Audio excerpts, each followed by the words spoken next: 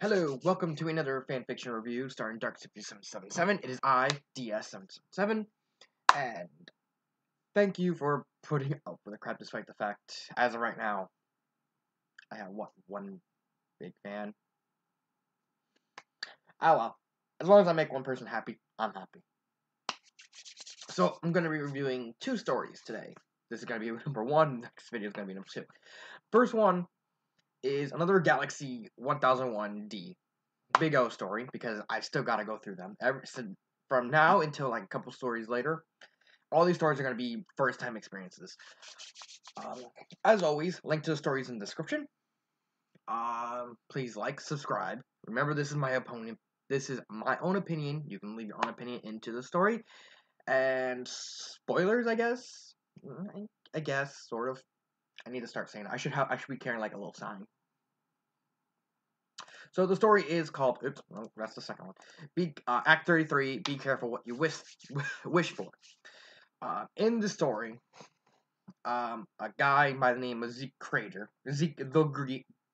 the Geek Crater, is holding Roger for ransom because something happened to him, and he has to hunt.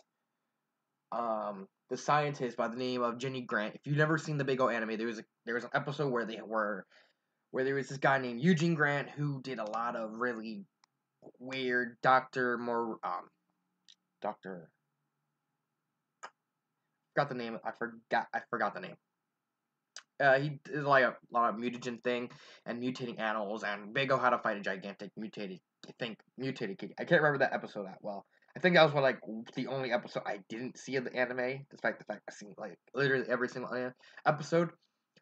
So Dorothy gets kidnapped. Okay, we got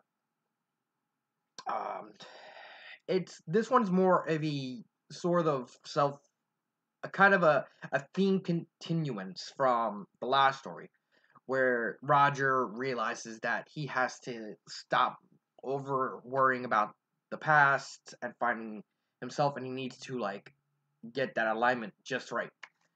And he somewhat sympathizes with Dorothy at the end. Sorry, I'm still waking up. I only finished the story like last night, so I may get the facts mixed up, or I maybe just say them out of order.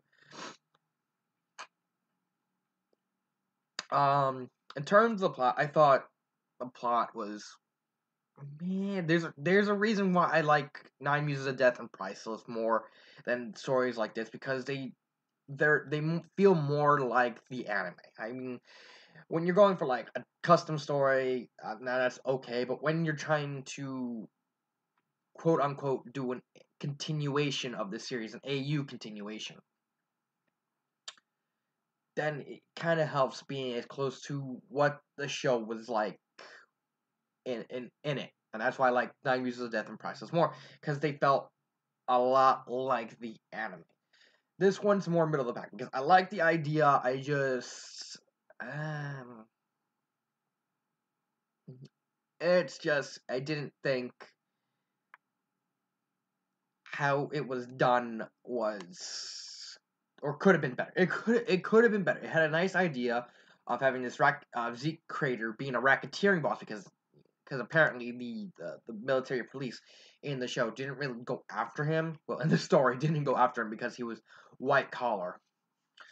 I don't know what racketeering is. Someone could tell me. I'd be happy about that. And it's an okay story. I wouldn't call it bad by any means, but it's just it did it. I would probably have put this at my least favorite story so far, but I just didn't like most of the stuff on it. I like the idea of the fungus that eats away at the mirror. I thought that was a creepy idea. Character development, we got the same old from Roger. This is a very Roger centric episode. Because most of the stuff with Dory is just her walking around trying to just escape the mobs, and then calmly she walks into their home base like, oops. The two new characters, Jenny Grant, I thought she actually was a very nice character. I thought she had a lot of she was very three-dimensional.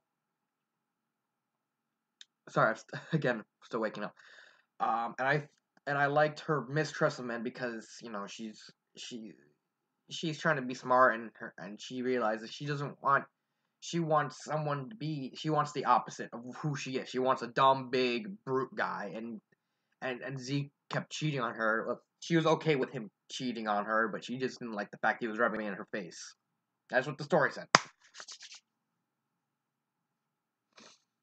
Um, Zeke Crater, he's like he's a one-dimensional mob boss. I mean, you can't, aside from him turning into like a cockroach thing, I thought, first off, Men in Black did the cockroach thing better, and two, he's, for what he is, he's like, it's a one-off villain. It's a one-off baddie, so it's like, I'm not gonna complain about that. Grammar-wise, I think I saw like one error. Can't remember where. Can't remember what chapter it's in. Um, Pacing and imagery. The pacing and the imagery is still the standard of the author. Still nice for the story.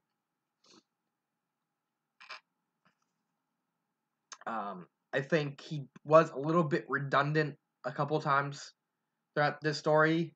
It's, I mean, he did it in like the earlier stories, but he didn't do it like this really kind of much. But it's not big a deal. Um, Connection to genre. It's a suspense sci-fi. Um, I guess the suspense part would be him being drugged, and just that one chapter of him, everything, and him in the house being like watched over by. It kind of gives you a feel of Misery by Stephen King. If you ever read that book, it's a good book. I would recommend. I would recommend the hell out of that. The sci-fi. I guess you can count Zeke Crater as sci-fi. It's lacking the sci-fi, but it's Big O is a sci-fi anime. Would I recommend it? And what this is gonna be my shortest episode ever. Would I recommend it? And favorite part, honestly, I wouldn't. I wouldn't recommend this story. I wouldn't. It's extremely missable, except for one part, which is my favorite part. It's the beginning of, what chapter was it? Chapter 4. Literally just the first half of chapter 4. When Roger wakes up, he's like, and he goes to look for Dorothy, and he finds a note. And I'm not joking. I'm not joking when this happens. Where is it?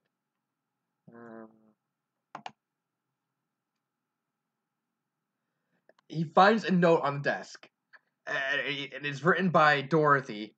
And then randomly, the most hilarious meta joke ever. The note says, "You're in a film noir giant robot cartoon series, Roger."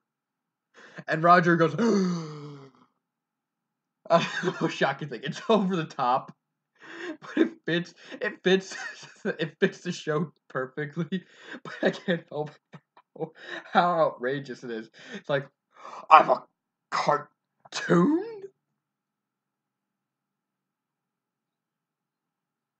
That's funny as hell. And then it does it again. It kind of repeats. And then he finds the second note, and it says, "You're in a fanfiction story, Roger." and, he's like, "The truth was a burning green crack through my brain." I thought just, I would only really want people to read it just for chapter 4, because that part, those two parts are just hilarious. Well, chapter 4 is pretty much the only chapter actually worth reading.